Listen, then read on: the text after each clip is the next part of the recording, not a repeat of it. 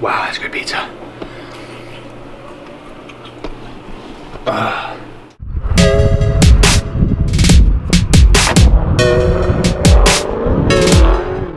Is that the pizza?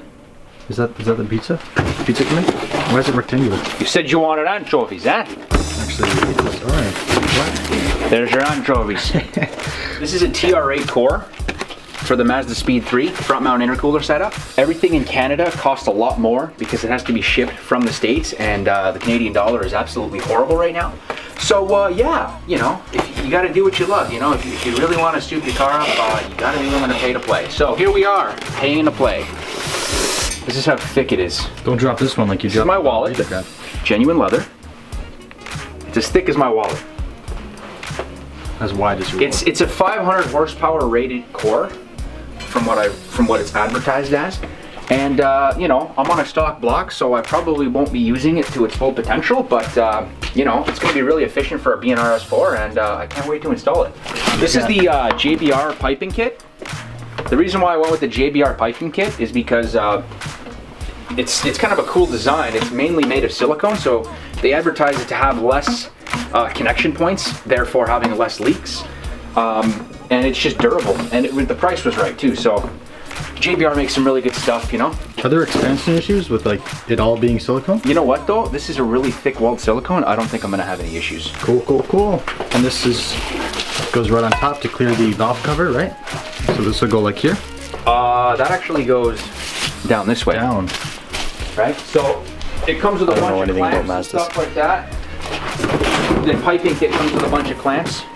Right, this is from the JBR piping kit. Also the JBR piping kit for the bypass valve or blow-off valve. It's basically got everything. It's got the couplers and all that kind of stuff. It's got some hardware. I did have to order the mounting, the JBR mounting bracket separately. Actually, was it separately? I can't remember. You guys have to check on Edge Autosport and see what you know what they offer. So all this is from Edge Autosport. Yes. Wintertime was a time of collecting, and that time is now over, and well, there's still a couple more things on the way. But a lot of changes are gonna happen here. Yeah, it's all about making safe power. Okay, so to install the intercooler, the first step is to remove the old intercooler. Let's get that done. Okay, so as you can see, we now have a Gen 2 valve cover and breather cap on the car. That's because from the last scene until this scene, that's exactly what we did. We installed that. You can actually watch that video. There's a link in the description, or here you can watch the video there. But now we're gonna get back to doing the intercooler. So we're gonna take this boost tube off here. Let it happen. Do you normally raise one leg when you loosen something? I don't know why I'm doing that. So you're the lady in a relationship? God. There you go, plant it. The nice thing is that the JBR piping kit comes with all new clamps. What are you doing? Since we're getting rid of this boost tube, there is a water methanol injection nozzle in there, and we're gonna have to remove that nozzle right now. The front mount intercooler piping is going to obstruct where the tank is located behind the bumper, so we're gonna have to take the meth kit out. All right, so meth kit's coming out. This is the nozzle. Snow performance check valve. So look at that, that's the nozzle in there. So that's the this is a small nozzle. That's the Home Depot hardware setup, where it's just a brass nut and a washer. We have not had any issues with that. It's been 4 years and it hasn't come loose. Honestly, it's one of those things where going the extra mile and actually not doing what we did is probably safer, just because, you know, you don't want your engine to swallow a nut. It's not gonna go well. It's catastrophic damage. You gotta pay to play. That's it. Anyways, the next do things at your own risk. That's basically it. Okay, so the first step to taking the bumper off. We gotta take these off right here. Okay. Using a pick works really well to get these out, because you can just kind of get underneath them and lift them up. Well, you lift the center up first, then you lift the outsides up. So we've removed this one, this one, this one, this one, this one, this one, this one, and this one from the top. So I'm just going to turn the ignition on and manually turn the wheel so I can get access to some of the screws holding the bumper in.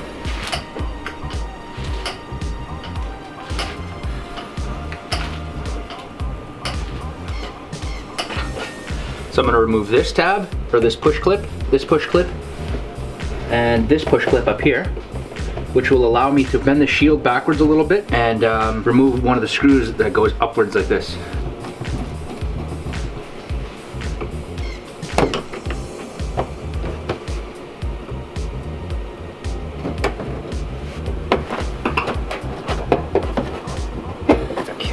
Now this allows us to pull this back like so and get to the bolt that's right here.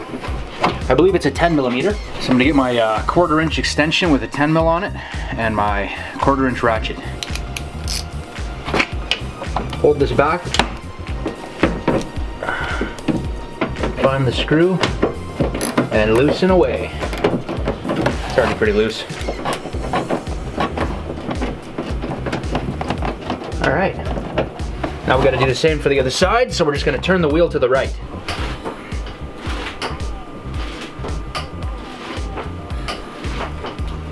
Oh, buddy, that's tight. I feel like I probably could have broke the steering column or something. Probably better to just start the car. Kind of tough without the intercooler. Throttle body calibrating? Is it? Yeah, it moves. It is. Yeah. Throttle body just did a self-test after turning the ignition on. It's pretty cool. This is a pretty small throttle body. Cork Sport has an upgraded one. Push clips, man. These ones are used up and beaten. I should just buy new ones, but let's just keep using them over and over again.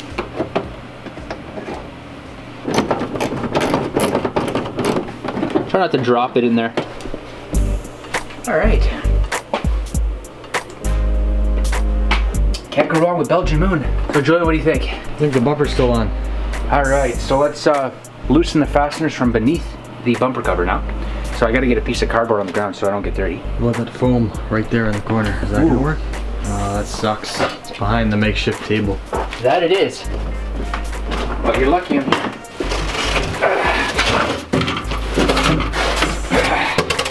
So I'm gonna put the foam down. I'm gonna lie down on it. If you guys don't have foam, just use cardboard. Anyways, there's just a bunch of 8mm. Just the 8mm is the ones you want to remove. You don't have to remove the Phillips, the round ones. Just the hexagonal 8mm. All right. Helps if you use a stubby socket and a 1/4 inch ratchet, because there's not really a lot of space if you haven't elevated the car. Oh yeah. Just a bunch of 8s along the bottom. They're the hexagonal ones. You don't need to remove these. These are not necessary to remove. Only these. All the way around to the end. Okay, so now we got all the fasteners on the bottom loosened. Now we're gonna start with this side and just gently unhinge it from the clips. Like that. Make sure this doesn't break or fall off. These tend to break. As you can see, this one already broke, but I still have enough material to actually hold it in place. So these are, could be worse. Do the same thing on the other side. Just a light, there we go. Now, in the middle here, there's these hooks there. One on this side, and one on this side. 2 little hooks, hooking into the crash bar. We just gotta unhook those and the bumper will come right off. But slowly lower it down and disconnect the fog lights. There's also an ambient air temp sensor right in the front grille. We have to be careful we don't damage. Slowly bring this down. Okay, as you can see, we're gonna disconnect this fog light. Make sure that goes back in. This is here. Disconnect this fog light. And we're going to simply... Ambient air sensor right there. I don't think I've ever disconnected this. I think I've usually just done that. Okay. Now we're just gonna put the bumper cover to the side. Grab this carefully.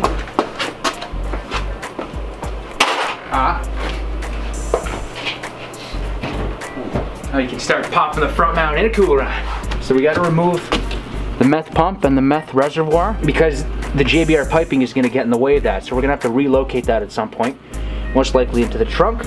But for now, we're just going to remove it. Yeah, when we installed this methanol injection kit a couple of years ago, we didn't think we would ever put a front mount on the car. But in the future, if we want to put this back in, we may just put it in the trunk and run the line up the side of the car. Just like we did on your car. We're going to remove this just to allow us to fit the front mount intercooler and the boost hoses. Now I've loosened the clamp, the T-bolt clamp. Now this thing should come off. There we go. There's the BNRS4 in there.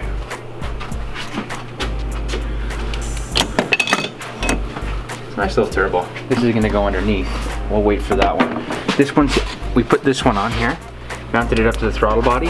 That one runs down here, as so.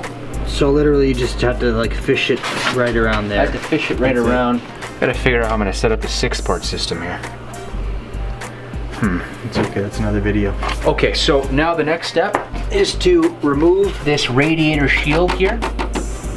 It looks like it's held in place by 2 10mm bolts. That's gonna give us some room for the piping.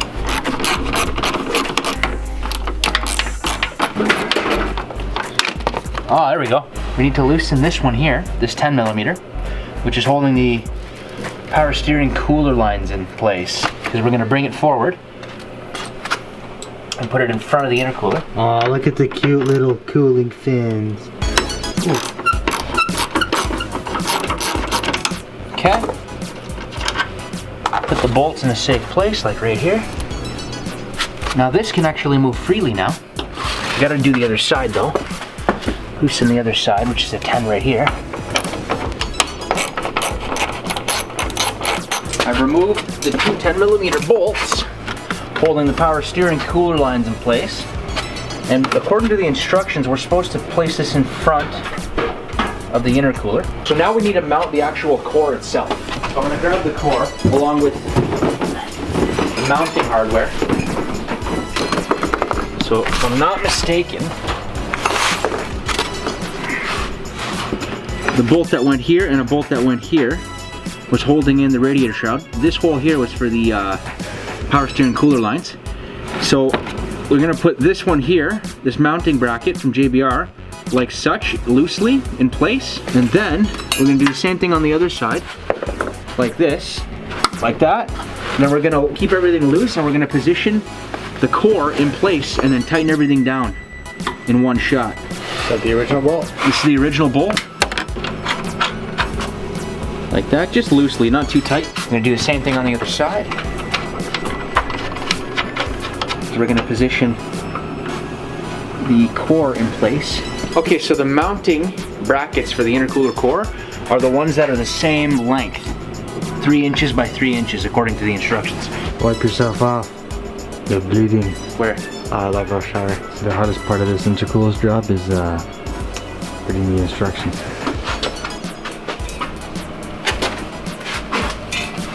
It's like a mirror. I know, it's pretty shiny. Almost polished.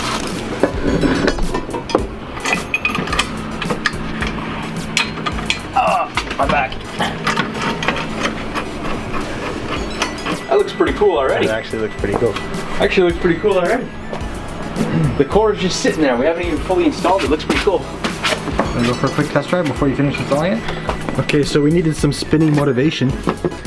The bolts that we got were a bit too long, so we had to trim them down.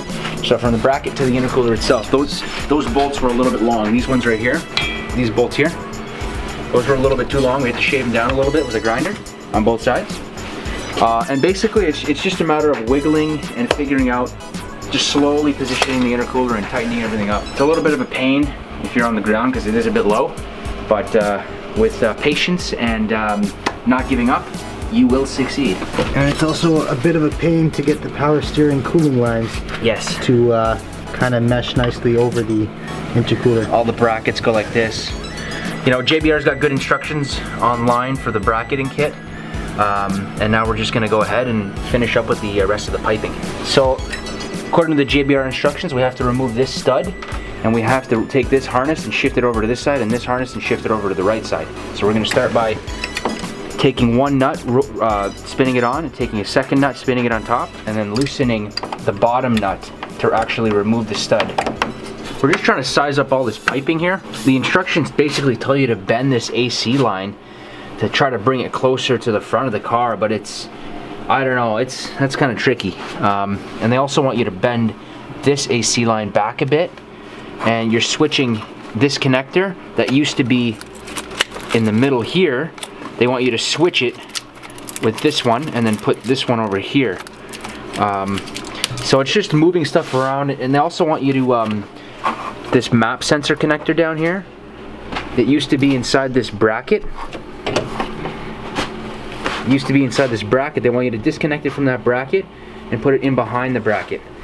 So I just kind of tucked it away a bit just to make some more room for the piping going down. And we're just gonna have to see how we can fit everything in here. It's gonna be kind of tricky.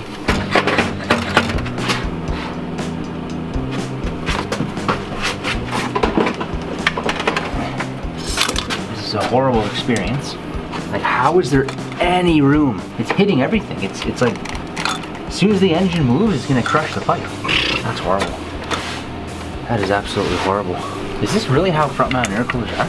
This is tragic? Aren't you glad you got really solid water mounts? And how solid are they in truth? If you pull that chrome pipe out next time and it's oval, maybe they aren't stopping that much engine slow. So what he's trying to do now is make that silicone hose that goes on the chrome pipe. It goes to the turbo outlet. We're not even on. Okay, well, I know you're mad, but I'm gonna bring this up right now. Is there a hose clamp on that? Yes. Okay. We're making a little bit of progress here. This coupler here, I had to kind of shave the inside a bit, kind of make a little bit of a dome so it would bend easier, so it would bend down a bit.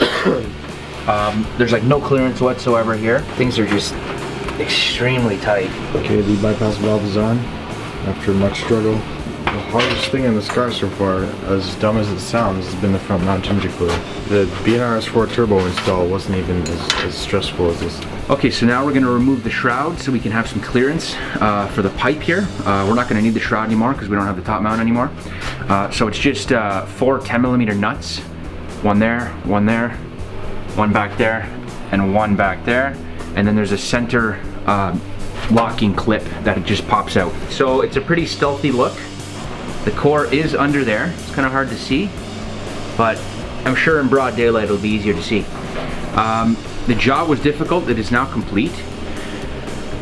Some things to point out about the job was the spacing between the engine and the front of the car was very tight. You kind of have to be patient and just maneuver things around, like the AC line. They actually, in the instructions, recommend bending the AC line. I wasn't able to get that to happen, so I made it kind of work. There's still some clearance there. Just basically going around and making sure nothing's touching and nothing's rubbing is basically what we're trying to do. And just follow the instructions that JBR provides. You know, it took some time, but I'm actually kind of happy with it now. I was a bit stressed out earlier before, but I think right now it should be fine. So hope you guys enjoyed the video. You said you wanted anchovies, huh?